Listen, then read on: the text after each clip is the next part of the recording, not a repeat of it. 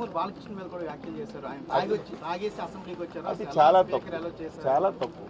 ఆ రోజు బాలకృష్ణ గారని తప్పే ఉంది. చిన్న పిల్లడికి అడగండి. 5 సంవత్సరాలు మేము కూడా భజనలు చేసి చెప్పాం, సైకో సైకో సైకో అని. ఆయన శాసనసభలో అన్నాడు, మనందరం బయట అన్నాం. ఒకసారి తీయండి, 2019-24లో ఈ రాష్ట్రంలో సైకో అని కొడితే ఎంతమంది మాట్లాడారు, స్పీచ్లన్నీ వస్తాయి. ఆ రోజు ఆయన అందరం మాట్లాడింది ఆయన అంటే ఒక శాసనసభ్యుని పెట్టుకొని